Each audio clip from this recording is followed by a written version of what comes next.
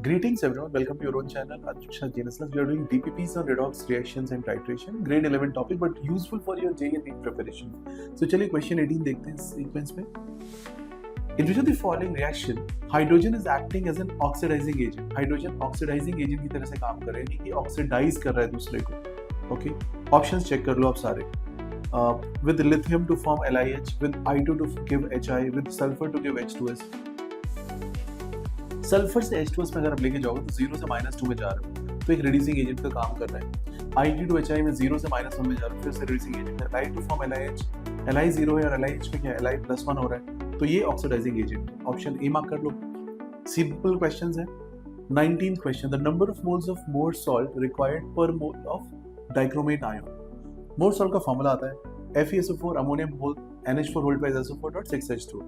आपसे डाइक्रोमेट की रिएक्शन करनी, तो Fe+2 को +3 में लेके जाओगे. अमोनियम के साथ कुछ भी नहीं हो सकता, तो मेरे पास जो चेंज है वो यही पे मिलेगा +2 से +3 के लिए.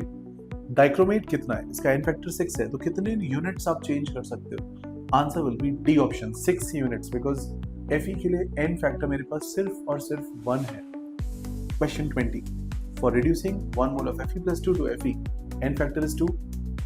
चेंज आपको निकल जाएगा, एन फैक्टर 2 है, मोल्स 1 है, तो ग्राम इक्विवेलेंट कितने होंगे, 1 × 2. जितने ही ग्राम इक्विवेलेंट्स हैं उतनी ही फैराडे इलेक्ट्रिसिटी होती है. नोट कर लो कहीं पे, फैराडेज लॉ की summary, gram equivalents and faradays will match.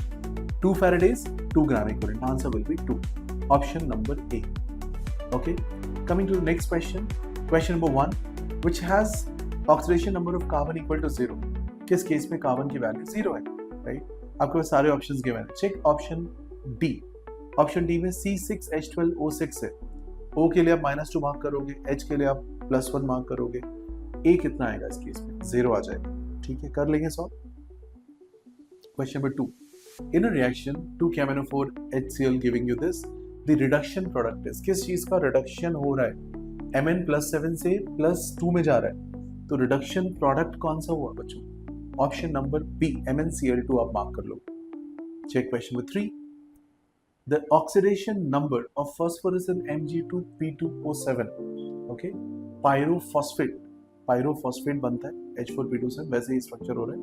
So Mg2P2O7 में आपसे पूछा जा रहा है, तो आप सॉल्व कर सकते हो इसको इजीली. आंसर आएगा क्वेश्चन नंबर 3 का ए. वैल्यूज लिखना आपको आता है, +5 इसकी वैल्यू आ जाएगी. Coming to the next question, 1 mole of chlorine combines with a certain weight of metal giving 111 grams of chloride. The atomic weight of metal is how much? 111 grams of chloride, 35.5 is Cl's atomic weight, 71 is Cl2, okay, and 40 plus 40 units is their valency 2 है इसकी, right?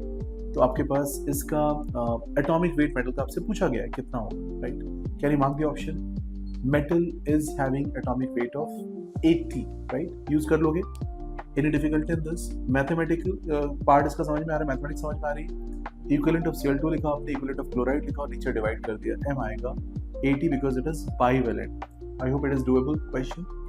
Okay, see the next question, oxidation rate of chromium in this compound. ये compound जो CrO5 है, इसमें O linkage जो ये आपके साथ है, ये -1 है.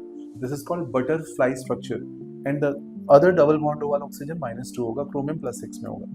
तो क्रोमियम का स्टेट +6 मार्क कर सकते हो. I hope this question is clear. Keep liking, subscribing and sharing. Thank you for watching.